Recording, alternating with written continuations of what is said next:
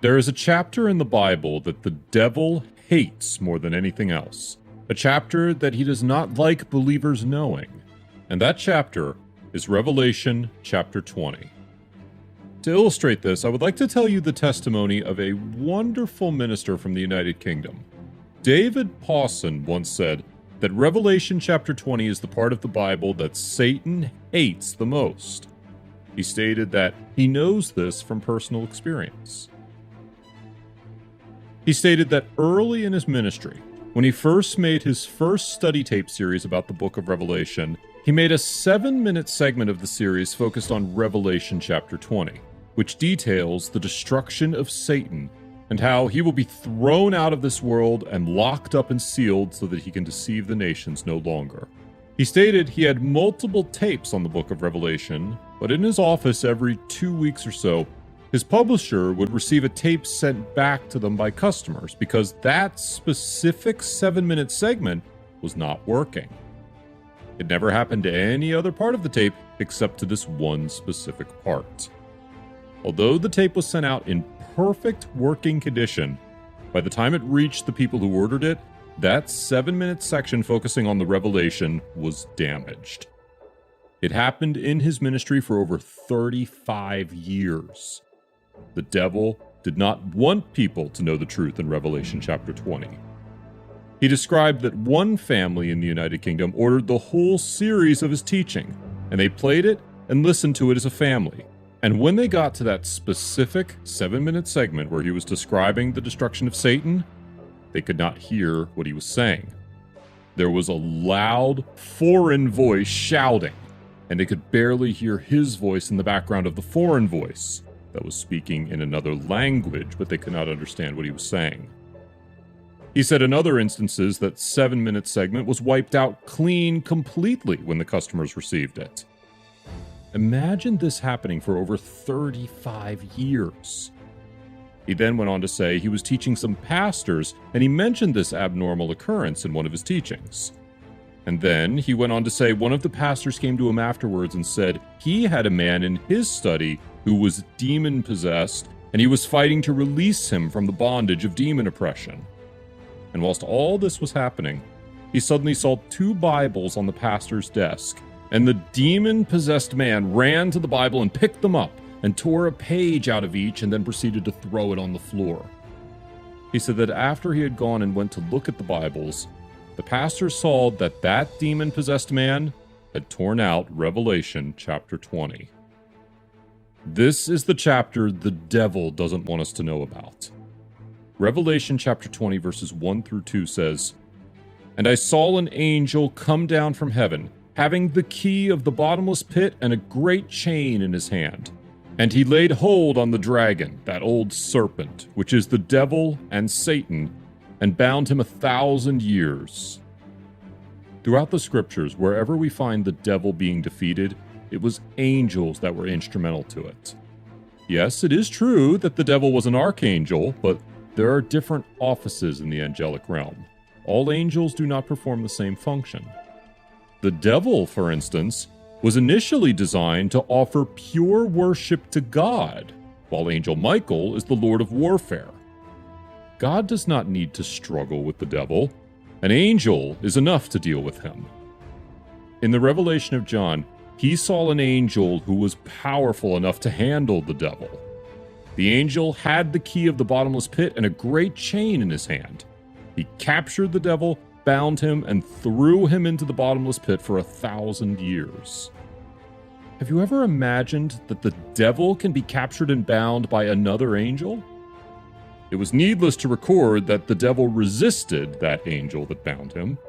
This is not a matter of having to struggle with the devil. The angel had power over him and was assigned by God for that function. The devil must be bound and cast into a bottomless pit for 1,000 years. Again, I found something astounding here. The mystery of the bottomless pit. Within the 1,000 years that the devil will be bound, he will lack the ability to deceive the nations or to cause any form of evil to happen on earth. All his evil works will be suspended for the period of 1,000 years. At this time, believers will know how it feels to live in absolute peace without the fear of any danger.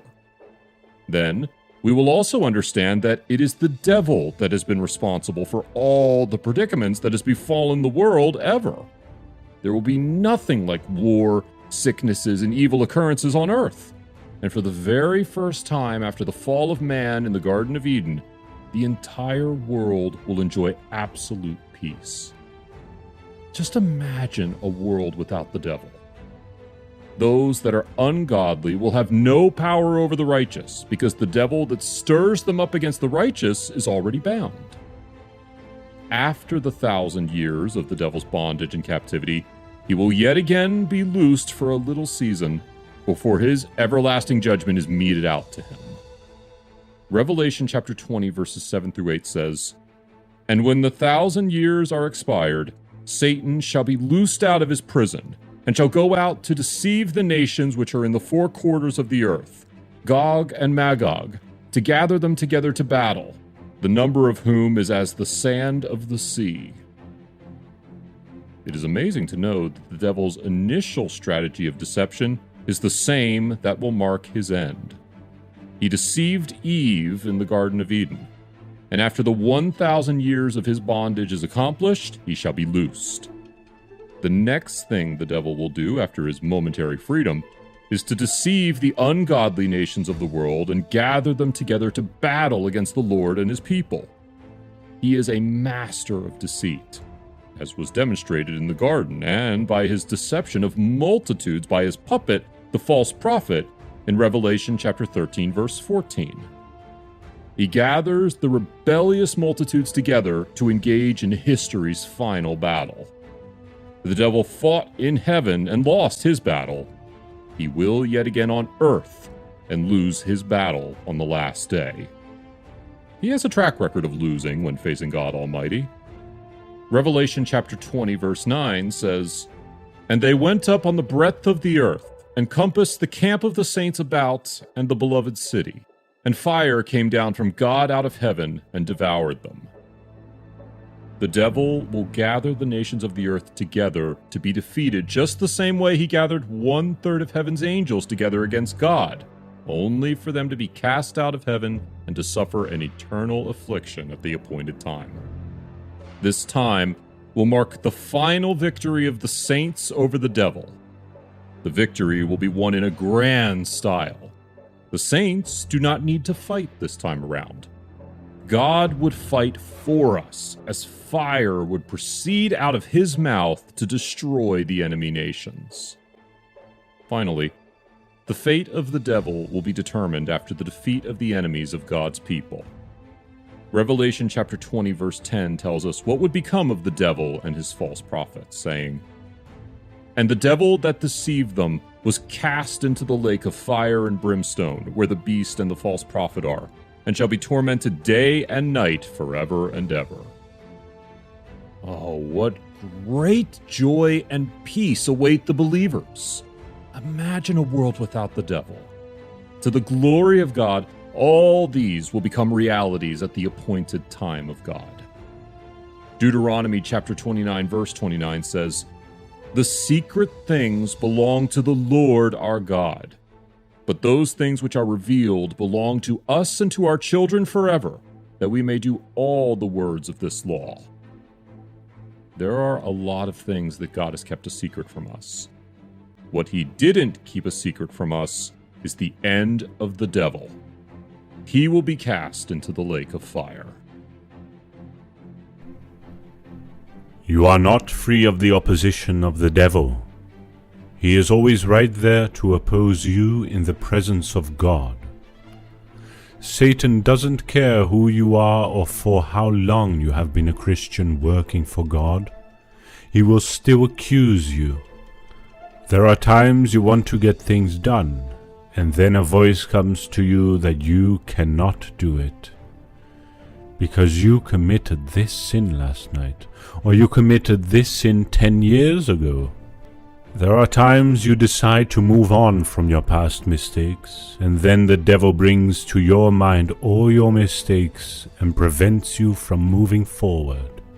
Many people have been finding it difficult to progress in life because they kept dwelling on their past. The devil caused this. He keeps reminding them of their ugly past, and he makes it become a trauma. There is a Christian quote that says, "If Satan reminds you of your past, remind him of his future.